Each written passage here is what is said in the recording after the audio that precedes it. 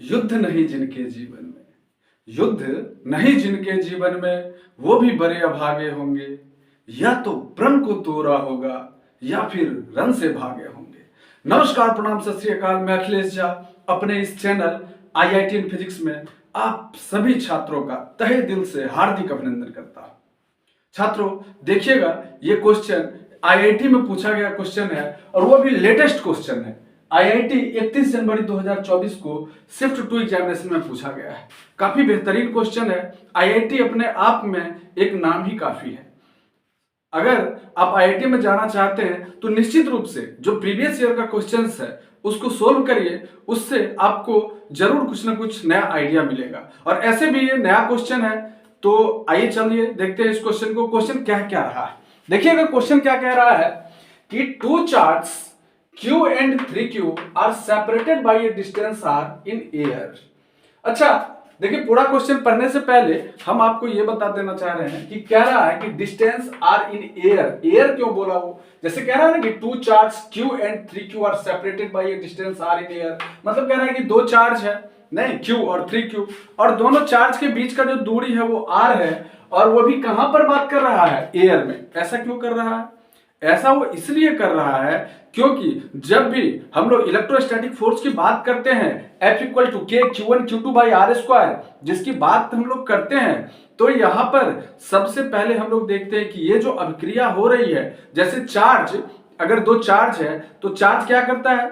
अगर दोनों like charges है तो एक दूसरे को रिपेल करता है, अनलाइक चार्ज है तो एक दूसरे को अट्रैक्ट करता है। तो आखिर ये जो क्रिया हो रही है, अट्रैक्शन की और रिपल्सन की, अट्रैक्ट करने की, रिपेल करने की, ये जो क्रिया हो रही है वो किस मीडियम में हो रही है? मीडियम कहने का मतलब कि वैक्यूम मीडियम है या फिर एयर मीडियम है या फिर वाटर मीडियम है। आखिर कौन सा मीडियम है? और अगर मीडियम पता चल जाता है तो उसके अकॉर्डिंग हम लोग क्या करते हैं? फिर फॉर्मूला चेंज करते हैं। जैसे 1/4 पाई एप्सिलॉन नॉट होता है, वो जो एप्सिलॉन नॉट होता है वो क्या होता है? वो परमिटिविटी ऑफ फ्री स्पेस है।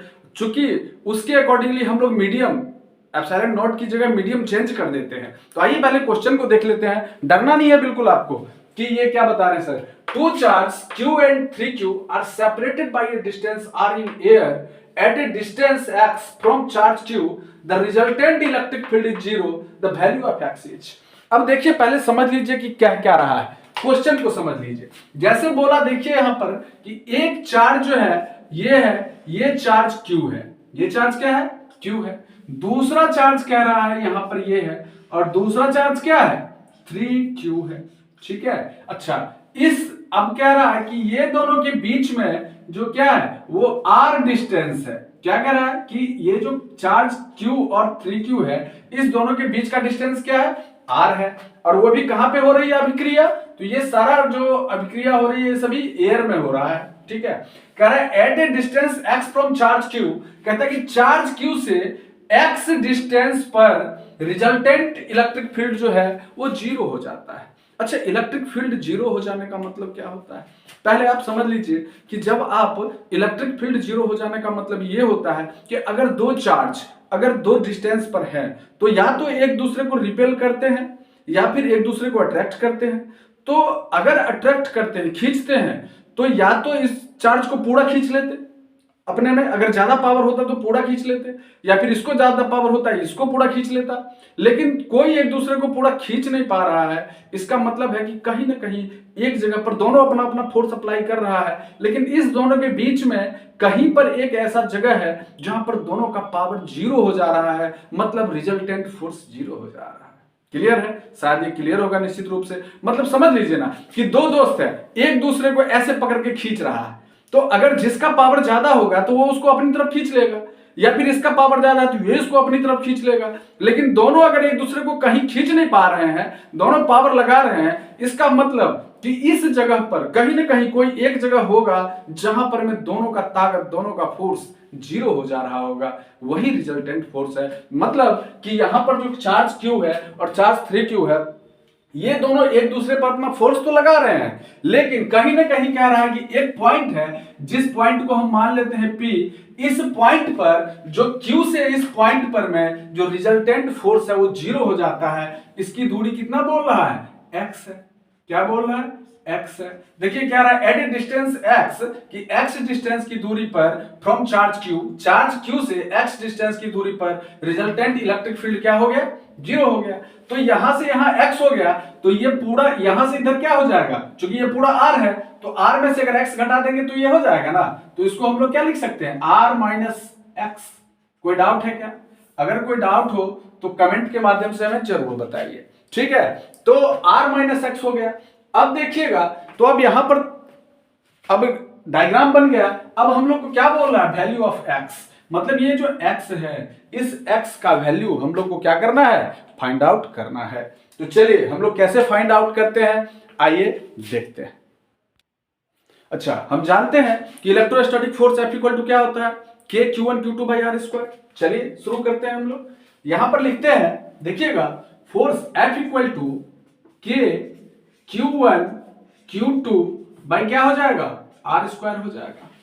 कोई डाउट है क्या? अब देखिएगा कि कह रहा है कि चूंकि कह रहा है कि x डिस्टेंस की दूरी पर जहां पर पॉइंट एक P बनाया गया है, यहां पर दोनों चार्ज का जो रिजल्टेंट इलेक्ट्रिक फील्ड है वो 0 हो जाता है।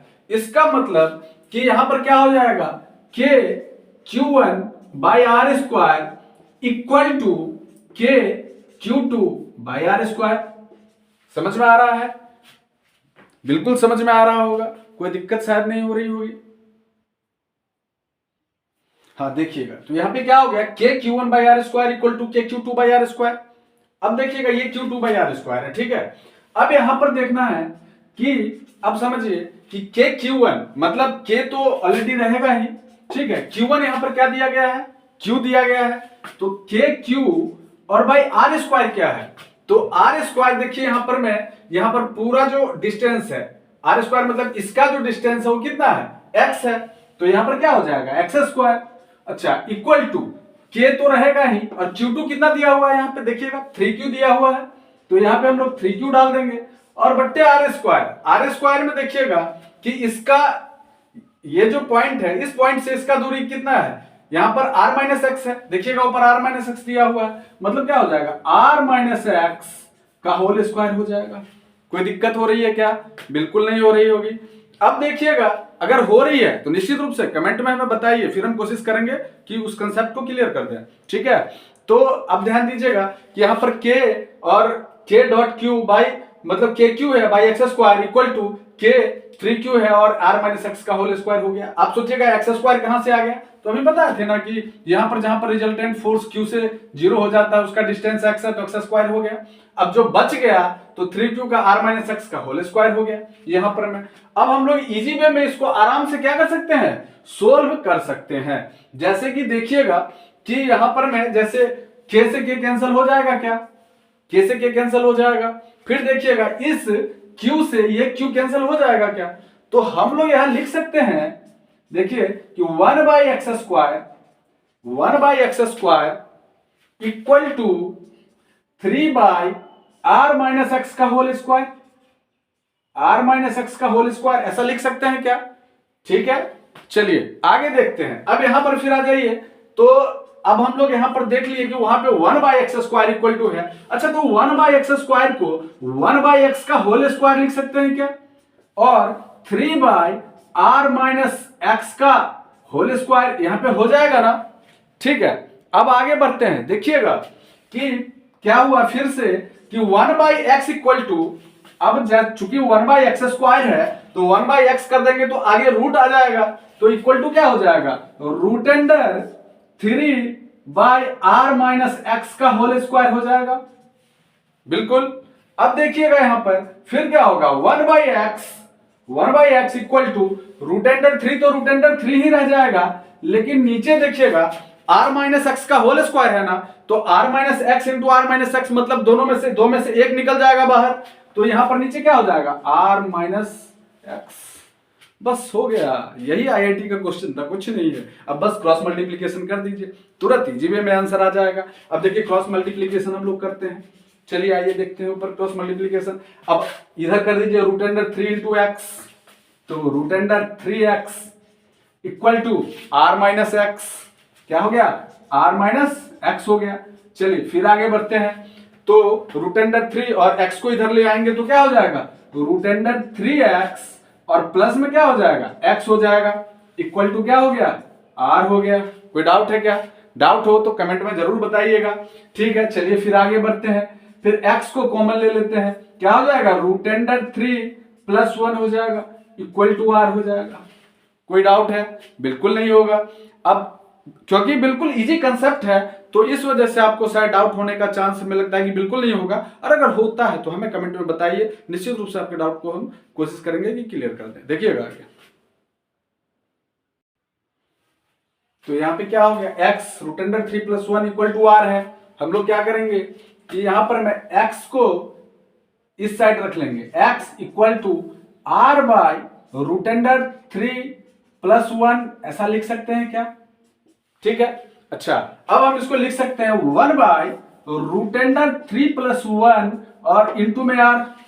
बस यही तो हमारा आंसर था, यही तो ऑप्शन है, 1 by root under 3 plus 1 into r।